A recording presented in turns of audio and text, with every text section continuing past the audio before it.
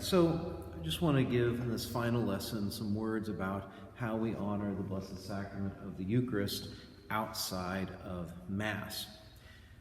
When our Lord is not being distributed in Holy Communion, we keep the sacred host in the tabernacle so that we may, one, take him to the sick when needed for the viaticum, that is, food along the way for those who are dying and for those who are homebound and not able to make it, and also so that he may remain with us in the Blessed Sacrament here in the church and allow us his physical sacramental presence that we can come and adore and spend time with. We also do what's called Exposition of the Blessed Sacrament, in which case our Lord is put in a monstrance and exposed on the altar so that we may see him face to face, so to speak, and adore him more directly, although still, of course, in a concealed and mysterious way because it's the Eucharist, the sacrament of his body and blood. And also then the priest can give the blessing with the Holy Eucharist in the monstrance as part of the benediction of the Blessed Sacrament. So benediction is a simple rite. The hymns are from St. Thomas Aquinas. Incense is used because we're honoring God. The priest will expose the Blessed Sacrament in what's called a monstrance.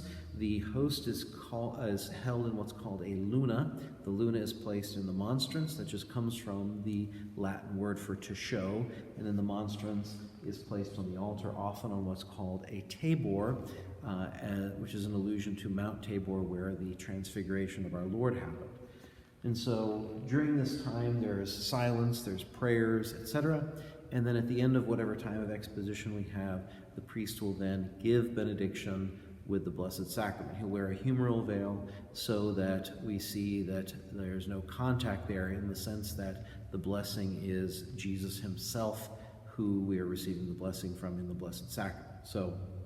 So benediction, adoration of the Blessed Sacrament exposed on the altar, and benediction is a very beautiful ritual, and it's a beautiful way to spend time with the Lord, and we should want to spend time, and especially when our priests make that available, to go visit with our Lord and keep him company. But even when he's not exposed on the altar, in the monstrance, in the Blessed Sacrament, during adoration, we should spend time with him. Just think of it from his perspective. He gives himself completely to us in the Eucharist. That's the whole point of the Eucharist, that he is giving himself. He gives himself completely on the cross, and then he makes that sacrifice present to us so that we may participate not only in the sacrifice, but then the fruits of that sacrifice, which is the Holy Eucharist. And to be able to not only receive our Lord in Holy Communion, but when we're not receiving him, to spend time with him here in the church.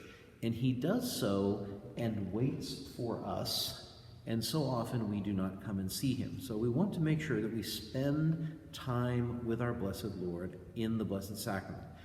He should be in all of our churches. He should be in a prominent place, indicated by a candle. That's not always the case. Sometimes you have to look for him, sadly.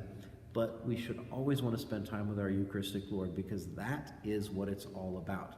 In this life, you get no more intimate with Jesus Christ than in the Blessed Sacrament. And since the whole purpose of our existence and everything about the universe is our union with God through Christ, and we should seek then what gives us the greatest union with Christ in this life, and that is the Holy Eucharist.